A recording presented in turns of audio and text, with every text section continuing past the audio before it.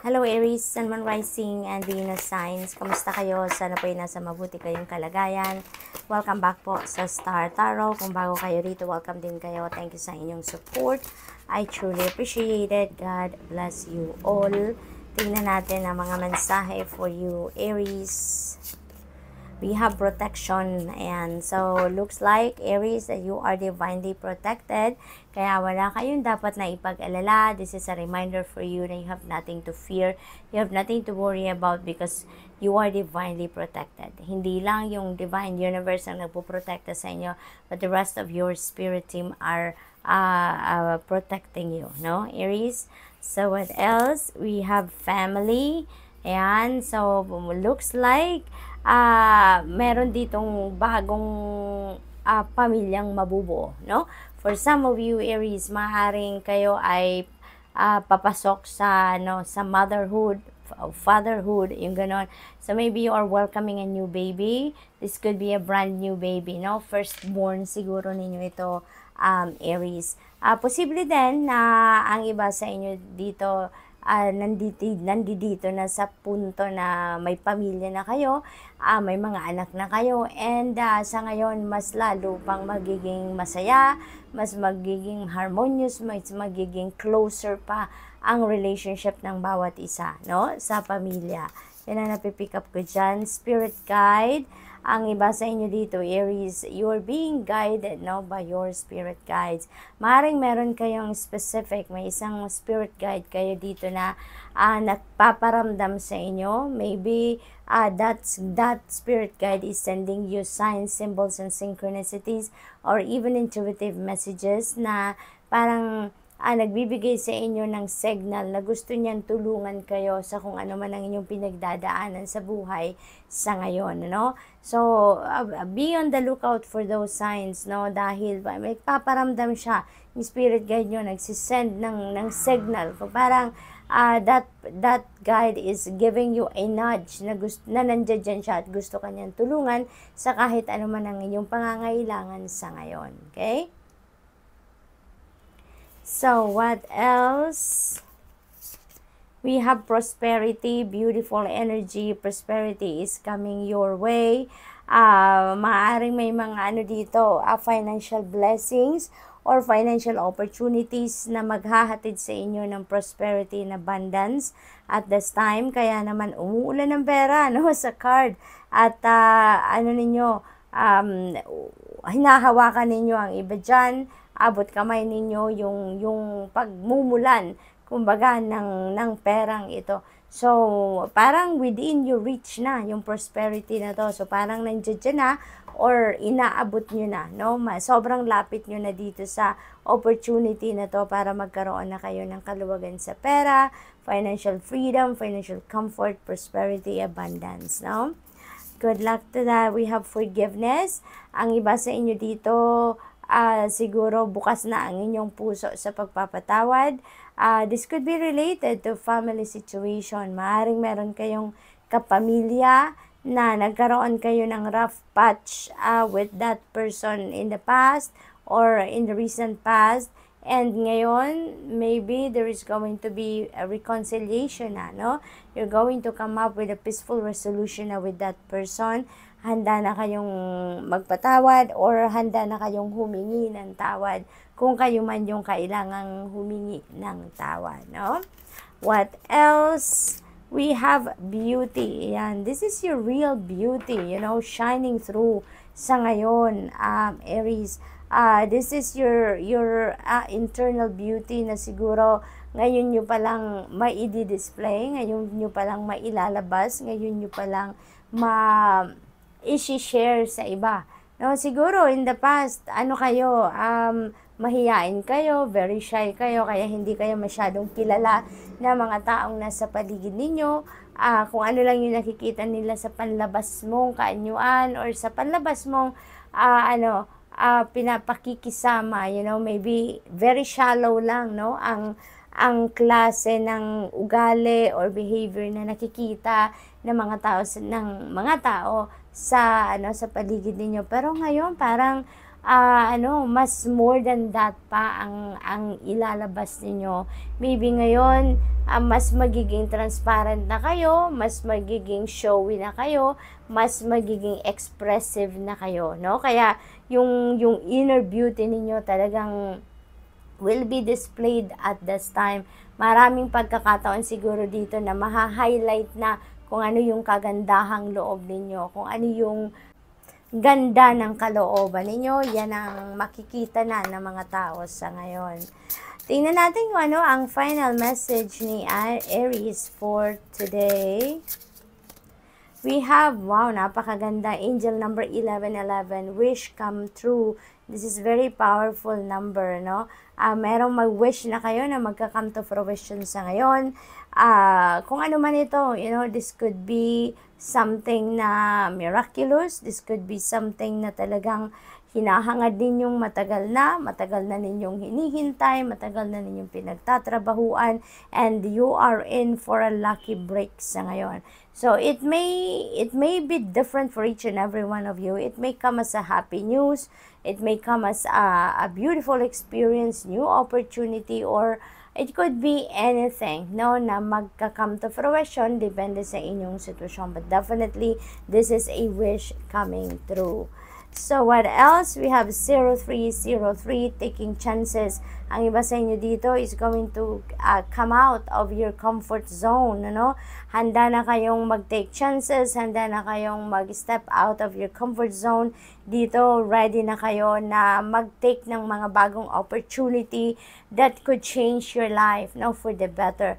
There are going to be a lot of opportunities siguro coming in that is life-changing, life-altering na experiences ang maaaring naghihintay sa inyo. So, good luck, Aries, and that's all I have for you for today. Thank you for watching. Love and light. Namaste.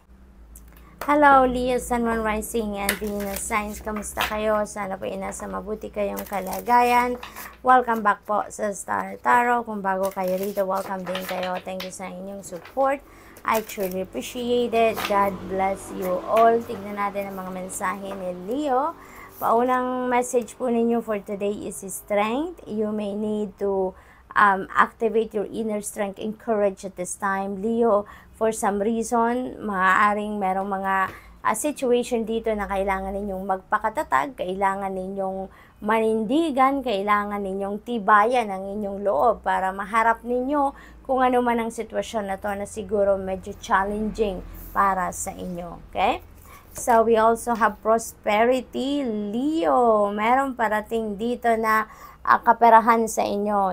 You're about to experience prosperity and abundance sa buhay ninyo. Kung nakikita ninyo yung card, no, umuulan ng gold coins, 'di ba?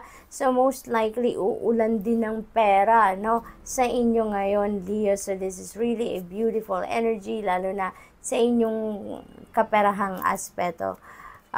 Financial comfort din ang napipick up ko dyan. So most likely marami talagang parating na pera sa inyo sa ngayon, at yun ang magbubukas ng pinto para sa iyo na maranasan naman ninyo yung kaluwagan pagdating sa finances. And that is one of the blessings, no, na ibibigay sa inyo ng universe. Hindi lang isang bagay ito na parating, marami to kasi blessings, no. Ang daming biyayang parating, ang daming biyayang handa ang universe na ipadala sa inyo at this time. So, good luck to that, Leo. What else? We have family. Yan. So, maaaring may sitwasyon kayo pang pamilya na kailangang magpakatatag ka dahil maybe challenging ito, no? Or siguro, medyo hindi kasanay na may ganitong sitwasyon sa inyong pamilya, kaya kailangan ninyo na magpakatatag ka. Kailangan na malakas ang inyong loob at magpakita ka ng tibay ng inyong dibdib para mas ma-inspire mo, or mas, kasi maaari din na kayo yung tumatayong rock, kumbaga, ng pamilya. Maaaring sa iyo humuhugot ng lakas ng loob din ng inyong mga kapamilya, kaya kailangan na magpakatatag din kayo. Okay? Posible din na ang iba sa inyo dito is starting to raise your own family. Maaring you are building your own family sa ngayon. Maybe you're welcoming a baby, or maybe nandoon na kayo sa puntong may pamilya na kayo, may mga anak na kayo. And sa ngayon siguro mas pagfo-focusan pa ninyo yung pamilya, no? Yung pag-lay ng solid foundation sa inyong pamilya, kasi maybe you still have a young family, no? We have spirit guide, Leo, may spirit guide kayo dito na nananawagan sa inyo, no? Gusto niyan tulungan kayo, nandiyan siya, kumakatok sa puso ninyo, maaaring nagpapadala siya ng mga intuitive messages sa inyo, nagpapadala ng signs, symbols, synchronicities sa inyo, nagpaparamdam na gusto niyan tulungan ka sa kung ano man ang inyong sitwasyon. So, you need to call in, no, your spirit guide, or makipag-usap lang kayo, no, say a prayer. Kung sino man yan, no, na spirit guide na yan, na nandiyan dyan. You can address your spirit guide as a dear spirit guide, please help me sa ganito, ganyan. Kung ano man ang gusto ninyong hihingiin tulong sa kanya. Because naghihintay din siya na humingi ka ng tulong sa kanya. Okay? So, what else? We have friendship. Ayan. So, maybe ito yung isa sa mga blessings na parating sa inyo, a gift of friendship. Mahirap na, 'di ba, na makahanap ng mga totoong kaibigan, kaya maaari ngayon dito ninyo siguro makikilala yung isang magiging tunay na kaibigan ninyo, or maybe nandiyan na siya, yung kaibigan mo na yan, and ngayon ninyo mararamdaman or mararanasan yung totoong friendship, no? Maaring magpaparamdam sa iyo yung kaibigan mo na to na totoo siyang kaibigan, nandiyan siya, willing siyang dumamay, willing siyang samahan ka sa kung ano man ang inyong pinagdadaanan, yung mga gano'n, no?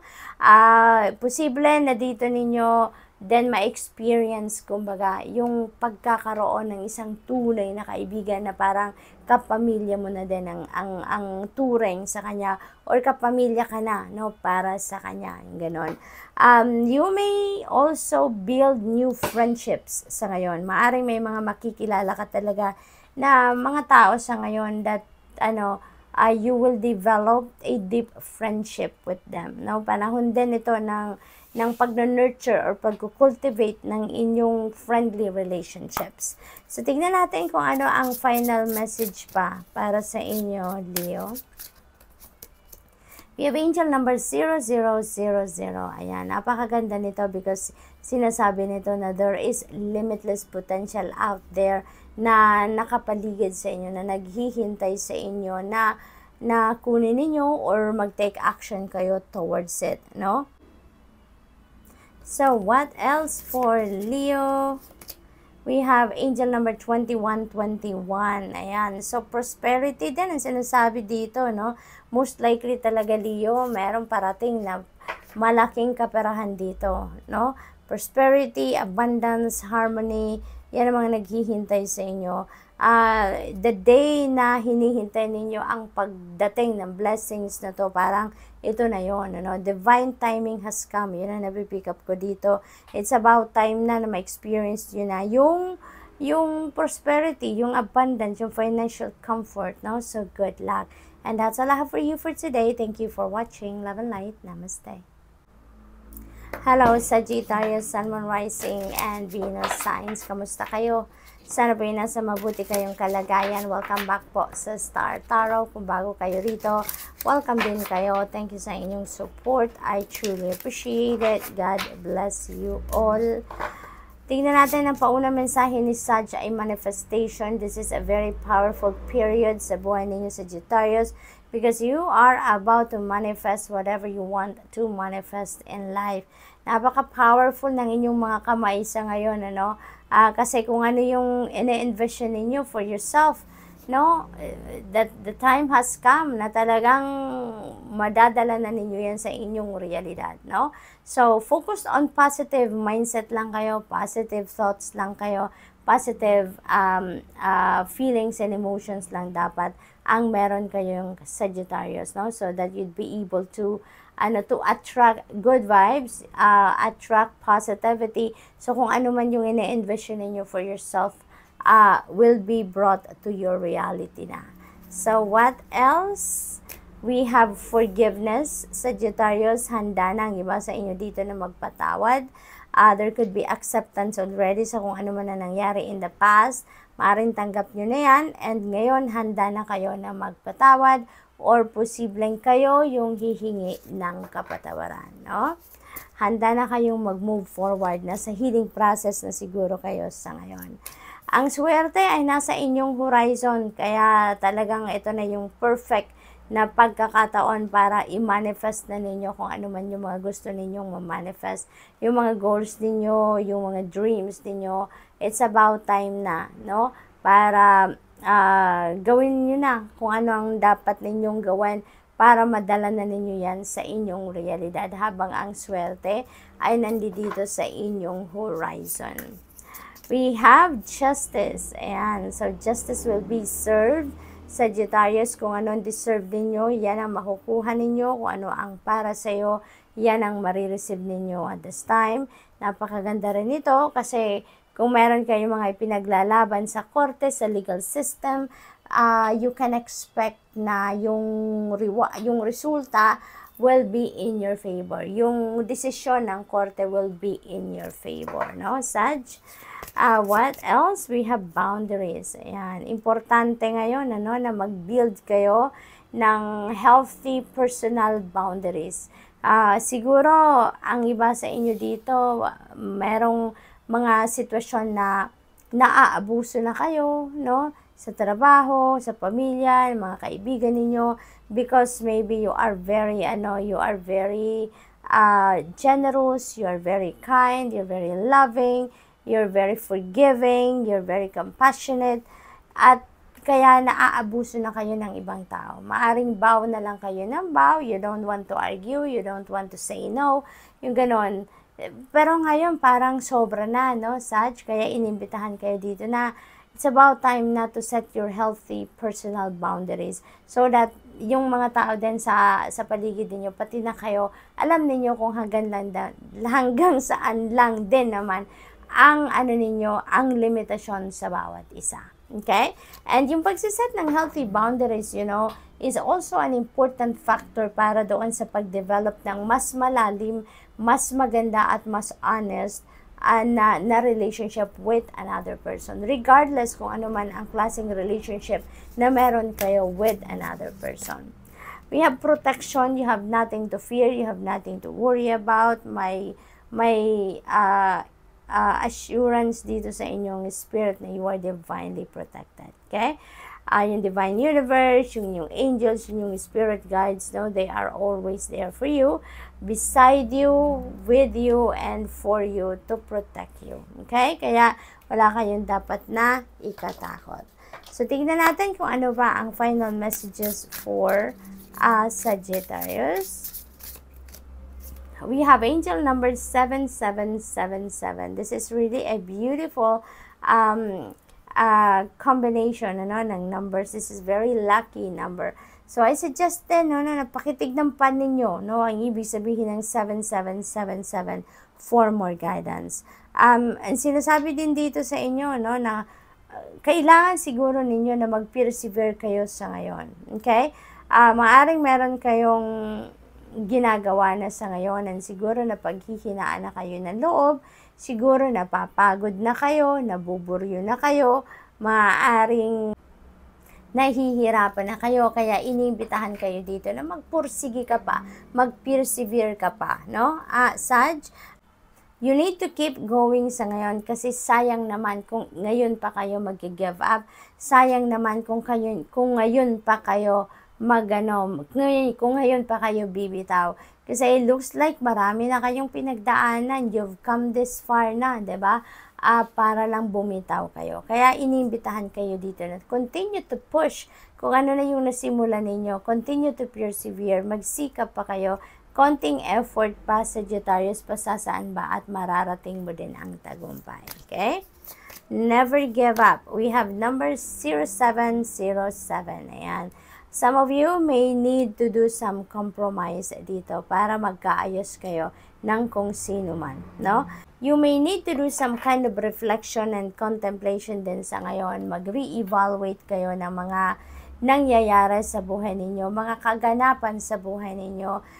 Give yourself time para magmuni-muni, give yourself time para mag-re-evaluate, mag-reassess ng mga bagay-bagay sa buhay ninyo sa ngayon, because there may be some things or situations or even people that you need to let go, that you need to release out of your life so that you can welcome new people, so that you can welcome new experiences into your life. Okay? So good luck, Saj, and that's all I have for you for today. Thank you for watching. Love and light. Namaste.